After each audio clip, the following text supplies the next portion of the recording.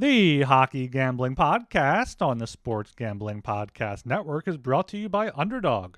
Underdog has got a brand new offer for new customers. Play just $5 and get $50 in bonus funds when you sign up with promo code HGP.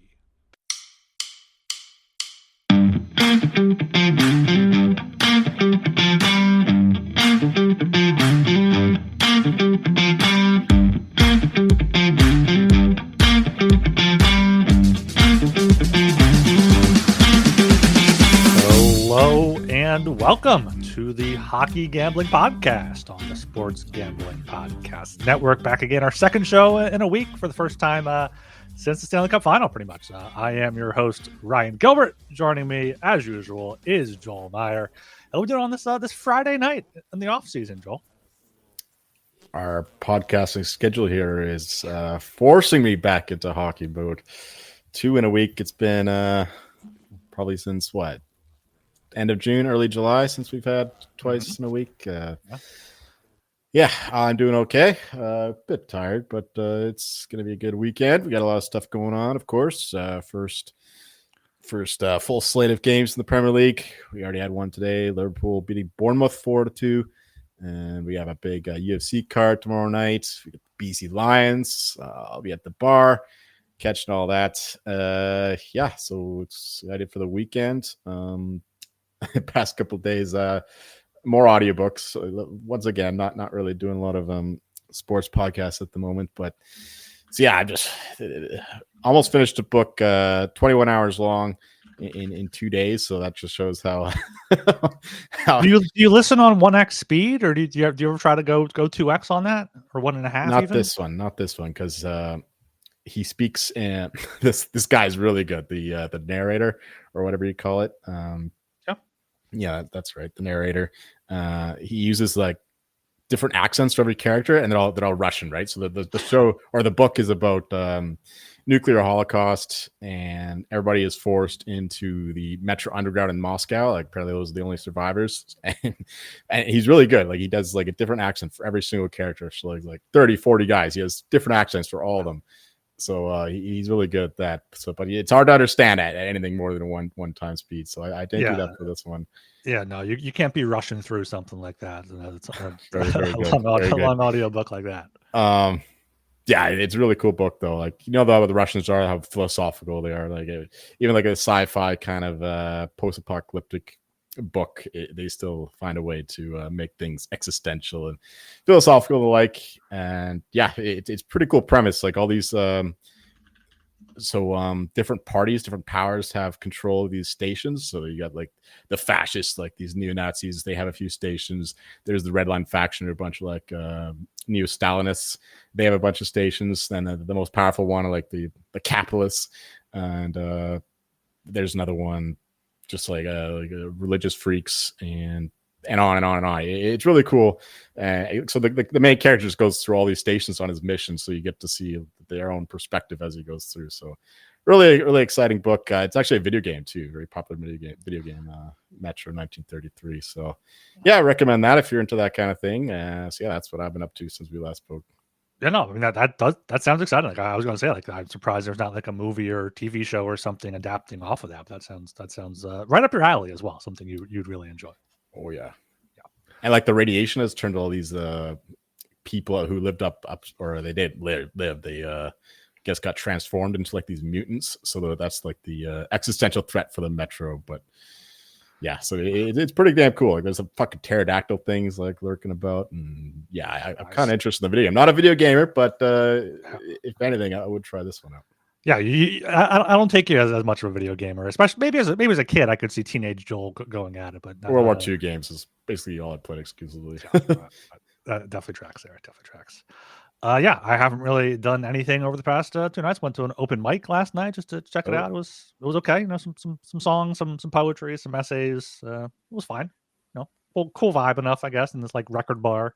So that was cool there. Yeah, just chilling out tonight. Not really doing too much. Having a few cold ones. So yeah, Friday night podcast. We're back at it here. So make sure you are subscribed to the Hockey Gambling Podcast on YouTube, Apple, Spotify. Like videos, comment on them, and leave us a 5-star rating and review. Should be having a special guest on for this episode, Archer from the Discord. We have talked about him We mentioned him a lot. few different times. Sean, I call him sometimes. He's a big Bruins fan, so coming on for the Bruins segment. We'll see what time he's able to get on. But starting today, Seattle Kraken. I don't think anything has happened the past 2 days we're talking about. Your CFL bet hit, right? It sure did. Yeah. Once again, an epic contest in the CFL. We got 5 absolutely exceptional games going back to last week. Yeah, it looked pretty dead. I was pretty concerned early on when there was a goal line stand. And in the CFL, like 1 yards to go, it's like automatic first down, touchdown. In this case, the Bombers managed to stop them all 3 times on the goal line. So we looked pretty dead early on. And then the Red Blacks lost quarterback in the third quarter. So it was looking pretty bleak. But you know what? The CFL, the over is never dead in this league. And sure enough, a kick return for a missed field goal by the Bombers. Bombers missed the field goal. Red Blacks return it all the way for a touchdown. That's what sent the pitch over. So, yeah, we're absolutely killing it. Still going in the CFL. So the CLV, once again, is it matters, I guess.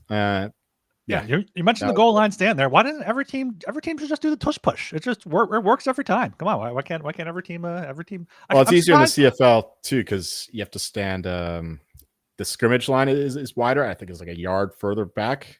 You know what I mean? So like the defenders, they actually like enforce like offsides and lining up over the football and stuff in CFL. Yeah, I wouldn't say they enforce those rules. They're supposed to line up like a yard further back than the NFL guys. Yeah, it's like NFL is like it's like a rugby scrimmage, it's like right up against each other. But CFL, they actually have to half yard or a full yard further back. So it makes it very easy just to convert those third and inches. That makes a lot of sense there. Yeah, so we'll see if you have something end of the show maybe for this weekend for some action. I will. Yeah, you mentioned Liverpool. I had some boosts on them, so I got nervous when it was 2-2, tied it up late in the 85th minute or something. But Mo Salah came through for Liverpool. Huge favorite. I wanted to watch at work, even at the risk of interrupting my book, but I had some technical difficulties with the fucking site that I use. So that's hopefully get it figured out before the games start tomorrow. Yeah, at least the later ones. Got a few games tomorrow. That was very annoying. Okay, now let's get into our team previews here. We're going to start with the Seattle Kraken. Of course, we started our team previews on Wednesday with the Sharks, Blackhawks, and Preds. Both of us had pretty strong plays on a few of those teams, so go back and listen to that if you have not already. But for the Kraken, Joel, last season, 35-41-6 for 76 points, almost 500 there.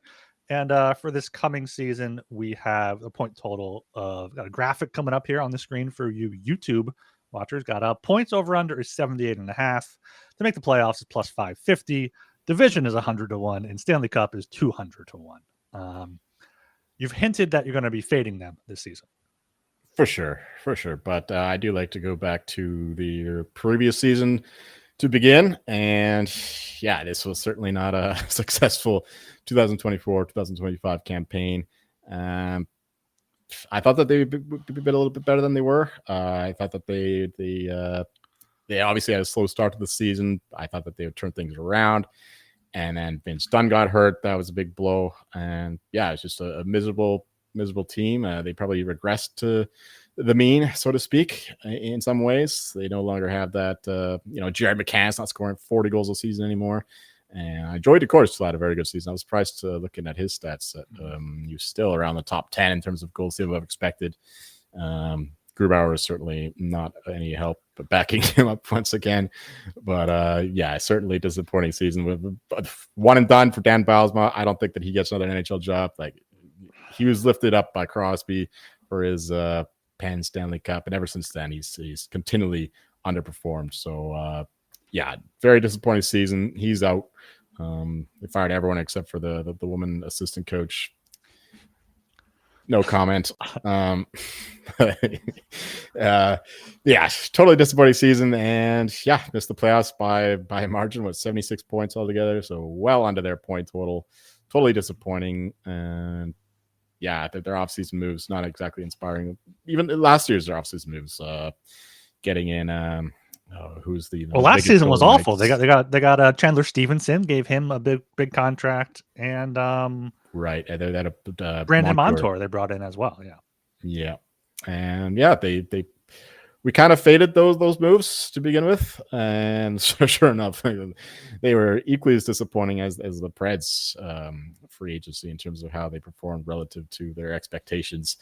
So yeah, it's just miserable all the way around. At least they get another promising draft pick, but yeah, they have a ton of cap to spend, but they don't have a lot of options like most teams in terms of the 2025 free agency class. So not a lot going forward for the Kraken. Then that their prospect pool is not great. Maybe Shane Wright finally gets it going, although I really doubt that's going to happen. Matty Beniers has been okay, but certainly not a genuine 1C. So yeah, I'm not liking Kraken prospects going forward. Ron Francis has he's done a great job turning the Kraken into a Hurricanes light, and emphasis on the word light. Yeah, not a big fan of this team at all. And yeah, do you have anything to say? I like thinking about the Kraken. I kind of feel bad for them. I feel like they got screwed in the expansion draft because all the GMs got screwed in the Vegas one, and they're like, "All right, we're not doing that again." But thinking back on it, the Kraken passed on a lot better players for certain teams. Like I remember for the Flyers, they took Carson Twarynski, who I don't even know if played in the NHL again. Voracek was available. I think some of our younger players were available. So like you said, they're not spending.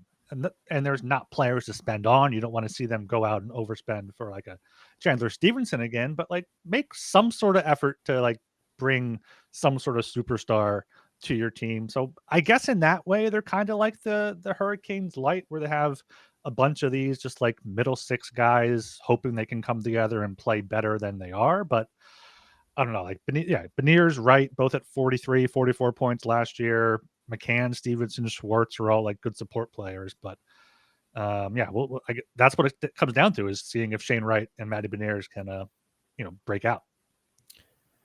Right. Yeah. Vince Dunn being back will be big. He missed like 25, 30 games last year. And without him, they got really nothing going on defensively. Mm-hmm. And yeah, their shooting percentage wasn't actually that bad. It's still top half of the league. So the PDO stuff, you can't expect that to help carry them this year. Yeah, we could talk about how they they don't go up for the star players and whatnot. You can blame their draft picks for that as well. They've been around for a few years and had a couple high picks. We mentioned Wright and Beniers haven't quite panned out as you'd like. Beniers has been good enough, I guess, but certainly not a star player. But my point is that, a few years ago, we were kind of like praising them for having like 4 second lines. And it turns out it wasn't a sustainable way of playing, because some of those guys who were carrying those lines have certainly fallen off. We mentioned Jeremy McCann, who's still a good player. Don't get me wrong, but he's not going to score 44 goals every season for you. And without that, there's not too much else going on. So, yeah. And Beniers has just declined. Like his rookie year, he won the Calder. I guess a relatively weak rookie class if Beniers won the Calder. 57 points in 80 games. 2 seasons ago, 37. Last year, 43. Like if he went from 57 points to, maintaining that these past 2 years, the Kraken would be a lot better. But like he's not a 1C. He's probably a great 2C. But if you ask him to be your best center, you're in trouble. No doubt. So clearly we are again fading this team. I shouldn't say again. We were kind of neutral on them last year, but the 78.5 points. They had 76 last season. I don't see this team being much better, if any better. In fact, I wouldn't be surprised seeing them a lot worse this year, considering the strength of the division, other teams getting better, and I just don't see the progress that this team has made. Remind me of who they acquired in the offseason. Nothing's coming to mind. Offseason here, as of July 15th, key additions: Mason Marchment, Frederick Gaudreau, Ryan Lindgren, and Matt Murray. Okay. Key subtractions: Andre Burakovsky, Michael Esamont, Joe Veleno, and Alice Stezka. And they brought in Lane Lambert as their new head coach. Right. Yeah, I'm not a huge fan of the coaching hire. I mean, we've only seen him for a minute in New York for the Islanders, that is. Yeah, it's just not an inspiring hire. I wasn't a fan of the Dan Bilesma hire either. And yeah, Mason Marchment, that's like the epitome of another second liner kind of guy. So that's your big addition. Yeah, I just can't see the positivity behind this team. Well, Archer apparently he loves the over, so we'll see what he has to say about this. But for myself, certainly the under 70.5 is already in pocket. Yeah, I'm not fading the Kraken as strong as you are because, like, looking at their lines, yeah, it looks once again like their top 9 here. I'll show it up on the screen for the YouTube viewers. Schwartz, Beniers, Kako. That was a good. Kako was a good addition with the Rangers getting rid of him, but McCann, Stevenson, Eberle, Marchment, Wright, Tolvanen. It's just if they can click, and if they do, they have a chance. Last year, their point total over under, I believe, was 87.5, and they finished with 76. So now you're getting 78.5. So I understand why you're going under. I can't really argue against it too much, but I don't know if I'm going to be too strong with it. I think for their case, they just really need to lean more to Joey Daccord because last year he had 55 starts and Grubauer had 26, but they both had the same number of really bad starts, which is a save percentage below 850 in a single start. So got to ride Daccord. Hope he keeps that up, but I'm not really strong one way or the other on the Kraken, but I would purple drank to the under. Purple drank to the under. Purple drank to the under. I got it. Do you have a best bet then here for the Kraken? Yes, the under 7.5. 7.5. Fucking give me maybe just 4 units because I believe it's minus 115. I'll double check here real quick on DraftKings, but 4 units for that for you? Yeah, because I do like the Sharks and Hawks unders better. Yeah, team points, regular season points, Kraken, 17.5. Under is minus 105. So that's there. What can I do? Can I do anything besides that? No, I'll do the same thing, but I'm just gonna go. I'll go 2 units on it. I'm not nearly as strong as you are, and it's more of a you play, so I'll make sure I have a little bit less there. All right. Okay, we are now brought to you by MyBookie. MyBookie is your place to bet on every sport, including the MLB, WNBA, golf, and of course, football futures. MyBookie accepts customers from a ton of locations, easy deposit and lightning fast payouts using crypto. Head to mybookie.ag, promo code SGPN for a 100% deposit match up to $1,000. Terms and conditions apply. That's mybookie.ag, promo code SGPN. And of course, you got Rhythm. Their power trends are now called Smart Signals. Rhythm continues to crush it with Smart Signals, essentially the best of what their house model has to offer. Smart Signals are updated daily and exclusive to Rhythm. No touts, no noise, just clean data-backed bets. WNBA Smart Signals went 97 and 65 with a return on investment of 15% in July. Make sure you check that out on the Rhythm app. Get your 7-day free trial. sportsmanpodcast.com/rhythm. All right, Joel. It looks like Archer is not here yet, so I guess we can skip over to my Philadelphia Flyers, who last season definitely had a disappointing year. John Tortorella, his final season as head coach, as he was fired there in March. Their over/under was 85.5, which is very similar to this coming season, 84.5. Finished with 76 points, 33, 39, and 10. Big thing for the Flyers last year. Konechny, 76 points. He was fantastic in the first half. Got beat up a little bit in January and admitted that he kind of emptied the tank for Four Nations because he knew the Flyers weren't doing anything. So good season for him. Good season for Matvei Michkov, obviously. 26 goals, most among rookies, 63 points, even while playing for John Tortorella, who hates rookies, and also the Flyers power play, just being complete dog shit there. So this offseason went out and traded for Trevor Zegras, added Christian Dvorak, brought in Darth Vladar, Dan Vladar there for if I can't even say the names of my own team players. The force be with you. Yes. So sure, that's enough. Yeah. Speaking of force, Tyson Forster, there was a unfounded report in June that he would miss some time, but he is going to be okay. It looks like for the start of this season. So I do have some orange tinted glasses on here, but feel pretty strong off season. Bringing in Rick Tocchet as well, I think will have them a few points better than last year. But Joel, what is your outside perspective here on the Flyers? Well, yeah, it's a disappointing season last year, I guess, considering they were pretty close to the playoffs, even though they were never really a playoff team a couple of years ago. Mhm. And clearly, by the end of the season, John Torello was fucking out on this team. I can't remember the pressers, the exact quotes, but he was clearly just fucking done. Like, he had He was like he was like, I don't want to learn how to play a rebuild or something like that, and then like he was There was fired. more of He that. was It's like, yeah. he was saying some wild stuff that you don't usually hear at pressers, but yeah, yeah, he clearly wasn't the right guy to begin with in terms of player rebuild, whatever. Even though he fits the Philly mold for sure, the Philly culture, the tough guy stuff. But in terms of a long rebuild, he's right about that. Yeah, Bichkov, I guess he fit the bill more or less. He didn't really exceed expectations, but he didn't underperform either. He was good enough for sure in his rookie season, especially because he could barely speak the language. Yeah, it's I don't know, average season last year, but they do get another decent draft pick. Yeah, I don't really have a read on this team. I'm not looking to back them. If anything, I would take the under 84.5. But you mentioned Rick Tocchet, and I know that he really gets a team going. There'll be some continuity too with Tortorella being a similar kind of coach. So there will definitely be a link there. And we've seen how Rick Tocchet is able to get a lot of success in short order. So that'd be my worry there. So I'm staying away. But I guess I do have to make a bet. So No, I mean we're not done on the segment yet. You don't have to make a bet yet. We can make a bet after. Right. And I'll change my mind in 2 minutes. Yeah, our special guest just showed up, so we have to get his thoughts here on the Flyers. Let's welcome in Sean here, Archer from the Discord. How we doing? How you doing, bud? Sorry, can you guys hear me? Yep. Yeah. Yeah. Okay, I just had to make sure. Doing good. Having a good boy.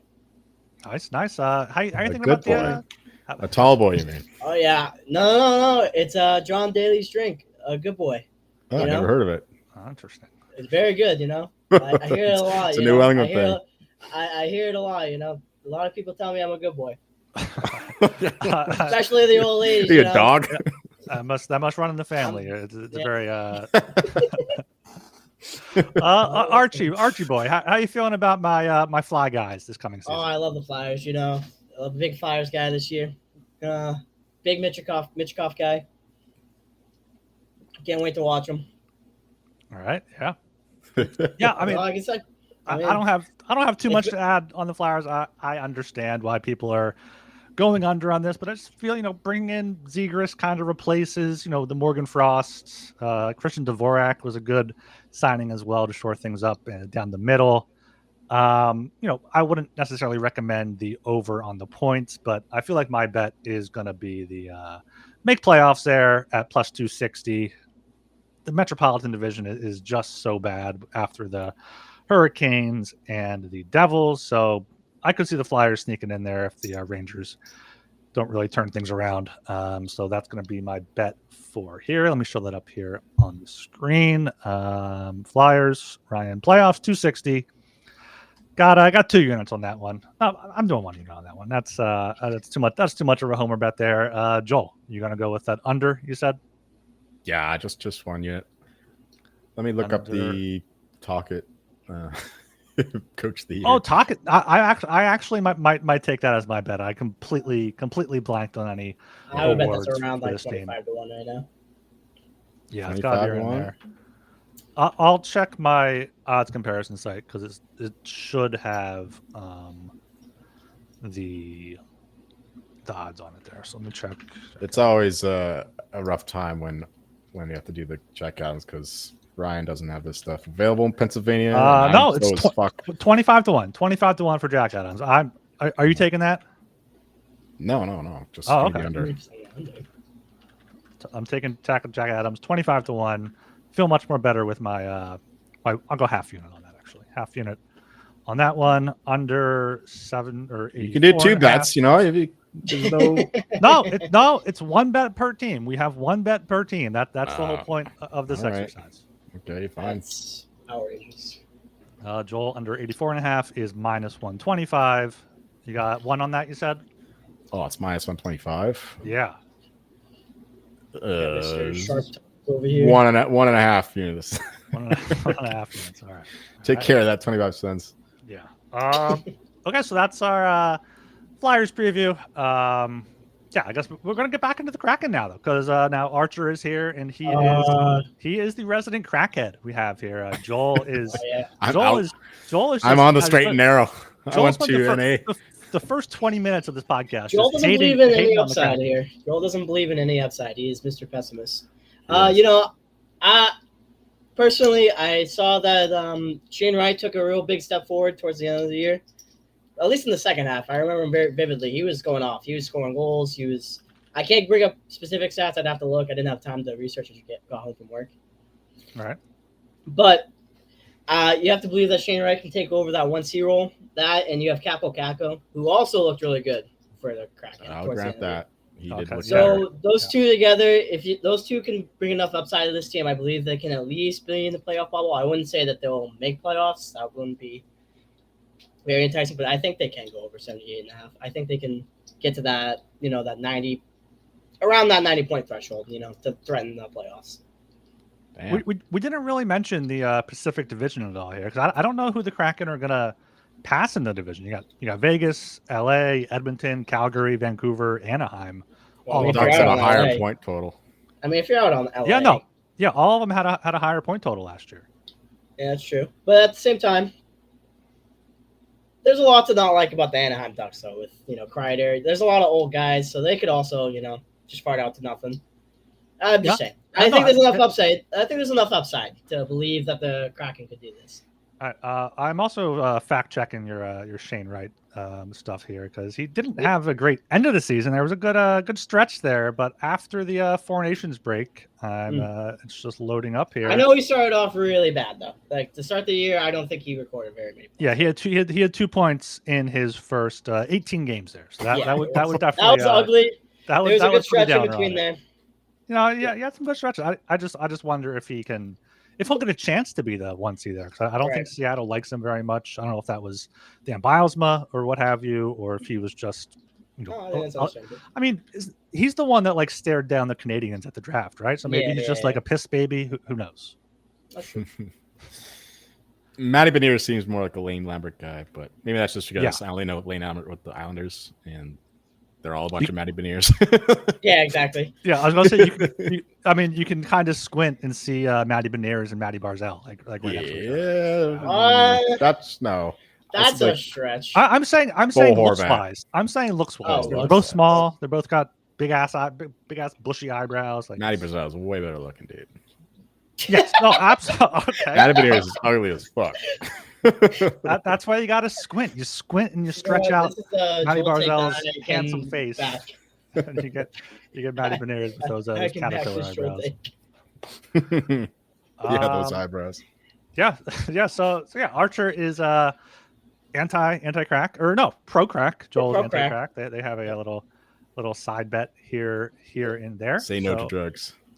Yes, that's always been Joel's model, as long as I've known him at the very least. Oh yeah, I've never known Joel to take an illegal substance before. Yeah, no, definitely not. Everything's legal in BC, man. Come on. Yeah.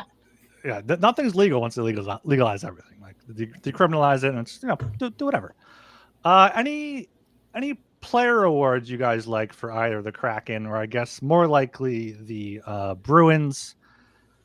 Can you guys gotta like Lambert for Jack Adams if he thinks he can make up to 90 points? I don't think you're not going to win the Jack Adams. 50 to 1, Lane Lambert. Doesn't really happen. Yeah, 50 to 1 though. I mean, 50 to 1 when playoffs is plus 550. You said it about the upside. That's fine. Yeah. There's just different ways to attack these teams when you like him. Yeah, I'd rather just take Matty Beniers Selke though. I think that's around 100 to 1 if I'm not mistaken. I don't know if he would have a chance to win it, but I feel like I'm not even seeing Beniers listed here on DraftKings. Maybe there's more players listed on. That's a crazy bet up there. It was a crazy bet. Because the Kraken and Bruins, not something. Yeah. The Kraken and Bruins are kind of opposites, where the Kraken have the forward depth but no superstar, and the Bruins are full superstar with Pasternak and Swayman in net, and hopefully McAvoy can be healthy, but they have one great player at every position, and then replacement level for yeah, the it's most a bunch part. of Yeah, a shitters. bunch of just like guys there. What do you guys think the David Pastrnak for Hart Trophy is on DraftKings? Too short. It's like We've been 15 over to this, 1. right? It's like 15-1. 15-1. Yeah, 15 It's like to 1. 31-1 on FanDuel. Okay, you got to shop. You got to shop around. I'm not sure what it is over at our friends at MyBookie, but they may have a good price there as well. If you I mean, are, he like the way that he played with the Bruins last year. If there was like a Hart guy for non-playoff teams, it'd be David Pastrnak. 100%. oh yeah, No doubt about it. He had like half the fucking points of the Bruins last year. yeah. If they actually voted like who was the most valuable player and like they were actually in the playoff mix, you can bet on a player to win the Hart and their team to win the Stanley Cup. You can get 1,000 to 1 for Bruins to win the Cup and Pastrnak to win the Hart there. So there's that could be I saw that. That's a fun Archie bet there. It's a crazy one. Okay, I don't really think. I guess Norris, McAvoy could be in the mix for that, but I don't know if he puts up enough points at 100 to 1. I put a couple bucks at 500 to 1. Okay, at 500 to 1. Yeah, you can't go wrong with that there. I don't think the Kraken really have any awards, guys. Pastrnak, Rocket, Richard is 6 to 1, which seems pretty short to bet on anyone at 6 to 1. But it's an option. Yeah. It's out there. New coach. Wow, we're talking about Bruins yet? Bruins, Yeah, you could do Marco Stern at like 25 to 1 too for Adams, I guess, if you really think they can win the division. Yeah, you could get Sturm. 25, 30 to 1 there could be an option. Yeah, I got a lot more to say about the Bruins, but I thought we'd be leading into there. I thought you were just talking about Kraken. We got off the rails. I brought up. Not the Bruins yet. No, I brought up the Bruins way too early. Let's throw this to an ad break then, unless you guys have anything else on the Kraken. No, I'm good. All right. We are brought to you here by the world's greatest sportsbook, Circa Las Vegas. They are hosting the world's biggest pro football contest, Circa Million, Circa Survivor, and Circa Grandissimo, with over $21 million in guaranteed prizes. You can't call yourself a true DGen if you're not competing in the Circa football contest. Come hang out with SGPN at the Circa contest weekend, next weekend, August 21st to 23rd, for an amazing weekend with live shows and open bars. And you can get 15% off a stay at Circa with promo code SGP15. Sign up in Nevada and play from anywhere with the help of SGPN's official proxy. Go to footballcontest.com and use promo code SGP to get $50 off your proxy fees. And of course, Underdog, check out Best Ball Mania, and they also got the Best Puck Classic going on now. $15 million in prizes for Best Ball Mania, including $2 million to first place. No waiver wire, no arguments about trades. Best Ball is the best way to play fantasy sports. Underdog, also a great place to play Pick'em, where you can win up to 500 times your entry. Underdog's got a brand new offer for new customers. Play just $5 and get $50 in bonus funds when you sign up with the promo code HGP. All right, now let's get into the Boston Bruins. Very disappointing year for them last year, I would say, but tanked the right way, sold at the deadline, ended up with the fifth worst record there. Had 76 points, 33. 7th overall pick. That's what I'm thinking. 7th overall pick. Yeah, they got that there. Bruins 76 points last year. Archer, take it away. All right. So, we just take a sip of it, okay? Typical Boston. Gotta down my sorrows. Gotta get it out of the way. After a disappointing, 2 years ago, losing the Florida Panthers in 7, defeat. Eventually, we had to pay the piper, though, and that's what happened this year. At the end, I think we had, like a 13-loss streak at one point. It was just ugly. But we're obviously in a retool year because you can't tank too hard when you have David Pastrnak, Charlie McAvoy, Swayman, even Lindholm locked up for, 6-7 years plus at this point. So we're at a retool, but you kind of have to question some of the moves that Sweeney has made.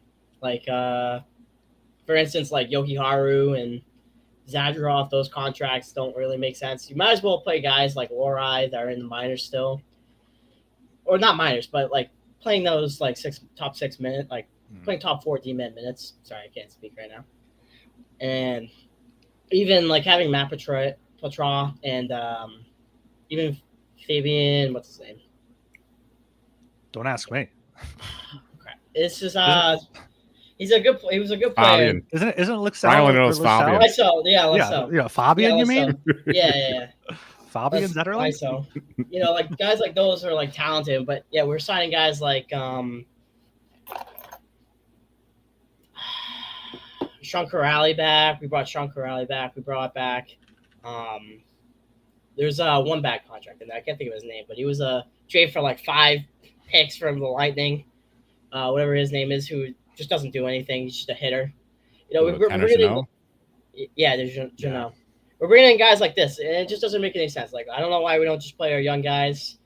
I think it's going to be another disappointing year. It's going to be just a retool year. I can't imagine we get. I mean, there's some great prices out there, but it's obvious where we're going. We need a couple of years to reset, and you know, hopefully we can still have a window to with the Pasternak, the McAvoy contracts to like actually compete in like maybe like a year or two. Yeah, looking at the Bruins offseason, we had additions of Victor Arvidsson, Tanner Jeannot, Sean Corrali, Alex Steeves, Jordan Harris, and Victor Soderstrom. Key subtractions: Cole Koepke, Ian Mitchell, Parker Wotherspoon, and Vinny Lettieri. Who? Exactly. Yeah, they didn't Their really, key subtractions were at the deadline, right? Yeah. Brandon Losing Carlo. Marchand, Carlo Marchand. losing those guys there. Archie, what did you think about James Higgins at 7th overall? So I've had, you know, a good amount of my friends are like questioning that pick too, but you know, at that range, you're going to find a lot of question marks anyways. Like there's no real right pick. I think it's going to be good enough. I know there's a lot of questions because of what he did with his line mates of Gabe Perreault and I forget who the other one was because he didn't produce the amount, but I know, what was that? The U.S. World Juniors for USA, he did really good. He was like killing it. So I'm fine with the pick. I know a lot of people aren't happy with it, but it's a talented player. We gotta develop him, you know. Yeah, I mean, do you think there's a chance he makes the team this year, or is he going back to was that BC? I think he's playing in BC this year. Yeah. He's a smaller guy too, so it'll take him a while to acclimate to the NHL. But you know, we just need someone with talent. You know, you can't complain. I think anyone that's not Pavel Zacha or Charlie Coyle playing center anymore. I'll take a talented player now. What about Elias Lindell? Oh, geez.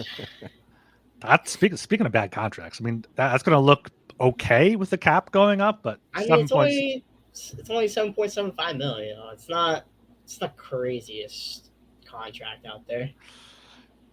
I think the fact that there's like a no move contract with it, part of it that makes it kind of worse because you can't really move off of him now. Now you're just stuck with him.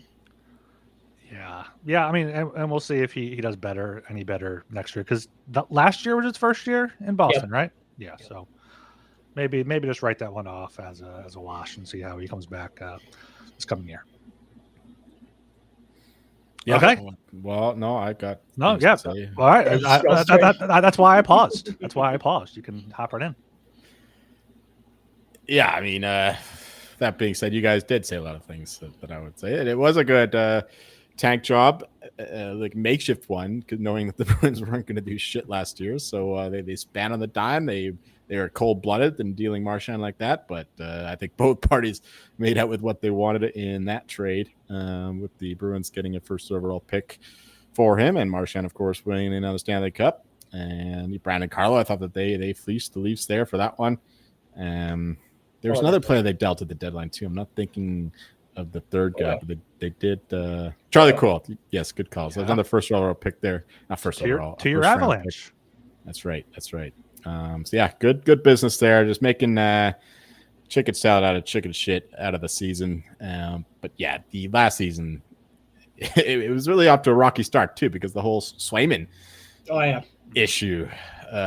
So like vibes were really poor to start the season, and Swayman was bad for the first third of the season, I would say, and he didn't really get too much better for the rest of it. And of course, there was the rumors of I don't know, it was just Boston media, but Jim Montgomery purposely tanking so he can go to St. Louis. Oh, you know what stupid rumors I keep seeing? I keep seeing David Pasternak to the Florida Panthers. Like, how the fuck are they going to let that happen?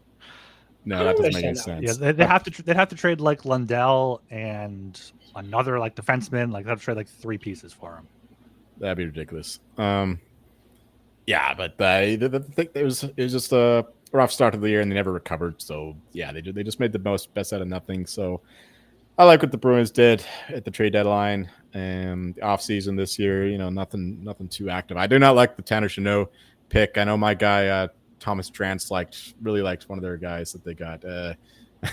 He's not a big name guy, but apparently this guy, I can't even remember his name at the moment. He's absolutely no, it's not Sean Corrali. It's anyway, never mind that. But yeah, going forward, I do think that the Bruins will be better next year because there won't be so much drama. They got a new coach in town, new voice. I do not like Joe Sacco there as the interim coach. He was just, collecting paychecks. Yeah. And yeah, Marcus Sturm, fresh blood, is his first NHL gigs. And he's German, of course, so he's very smart, naturally. And yeah. And we will have a healthy McAvoy too, as well, because he missed a good chunk. I really hope they change the power play around because they have the most obvious power play in the league. It's just find Pasternak and one time it every single time. Anytime you watch a Bruins game, you watch the same power play over and over again, and it just never works. It's just Pasternak one timer, 8 shots a game. It's ridiculous, especially with the puck moving at Marchand and bothering the goalie and whatnot. Now, it's nothing. Yeah, we'll see what the new coaching staff does there. But I'm kind of positive. So I haven't made a bet yet. But if anything, I would definitely take the over 8.5 points. And in fact, Arch and I do have a head-to-head bet. I gave him the benefit of the doubt. I gave him +3 with the Kraken against the Bruins in terms of their point total. So that's our in-house wager. I better hope they don't sell Zaka off yet. For what? That won't be. They're trying to. That's what I've been seeing since the draft. They're trying to. Must be a pretty low. Everybody's trying to trade. Well, yeah. I'll wait till the trade deadline. We'll see what happens then. I guess it'd be the. Yeah, I don't know. I think that Jeremy Swayman's gonna be a lot better. Like he was a major reason why they won so many games 2-3 years ago. Just last year, it's just terrible start. Big money he got. Naturally, the pressure's on his shoulders, but a full off season, I think he'll be a lot better, and that'll be a big reason why they win some more games this one. You read my mind there. I was going right into here. Do you think Jeremy Swayman has a chance to win the Vezina? We got him here 30-1 at DraftKings, which is what we use, and also at 40-1 at FanDuel and Caesars. I mean, looking at his stats, like I forgot how good he was. I know he split time with Allmark there, but like 920, 916 save percentage is great in today's NHL. Well, once again, you want to look at the Jack Adams for those kinds of things and see how that shakes out, because 30-1 is ridiculous. 40-1, not much better. But yeah, Marcus Sturm as a new coach in town, and if the Bruins make the playoffs after having such a miserable season last year, he's certainly going to be on some ballots. And I'm seeing him at he's down the list, 33-1. Okay, I'd much rather have that than Jeremy Swayman, but 100-1 for division. If I had to bet on the upside for the Bruins, that's what I would pick, because if you look down the list of the Atlantic teams, there's a lot of decent teams, but is there any like really great team? Obviously the Panthers, but are they going to be motivated to perform at peak level in the regular season?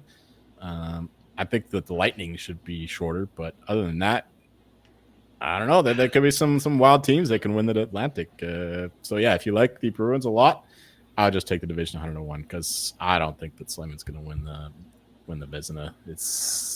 They're definitely slated to like win those like high scoring games, like those 3-2, the 3-1 games. Mm-hmm. They're not gonna be winning high scoring games. They're not gonna.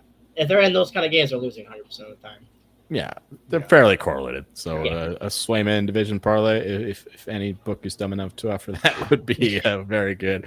So yeah, I'm not betting any of that. Maybe I'll put a couple bucks on the division just for fun.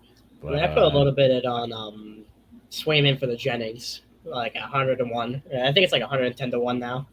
What's the Jennings again? Like there's these new markets around it. I have no idea what they are. Goals against average. I think it's like least goals allowed. Best goals against average. 110-1 for Swayman to win that. Yeah. Huh. Far prefer that over 33-1. Yeah. Because the Vezina is more about just like wins because it's what the GMs like. They value these goalies who win a lot of games, like fucking Hellebuck last year. So yeah, that's a lot better bet. Yeah, I was gonna take Vesna as my bet because I like Swayman, but like Jennings is, and that's widely available now. Like I've seen multiple 100 to books with those up now. And the 100 to 1 division price it's fantastic. It's 50 to 1 is the longest one at any other book. So like you're gonna double the price. I remember talking about it before when they were 75 to 1. I feel like I threw a free bet on that. Like this is the team that was the best in the league like a few years ago. I mean, obviously not Bergeron, Krejci, and all that, but the core of the team is still relatively intact. The culture isn't quite the same, but like I said, the division is, I wouldn't say it's weaker. It's more like even good. Yeah, even. Yeah, it's more parity. They're not going to be fighting to win the division because right. Like the Panthers want to win the division, they're going to fucking do it. Yeah, they're going to be saving their legs. Yeah, that's going to be a big thing. And also a reason why I like Swayman is I feel like he has a chip on his shoulder after last year.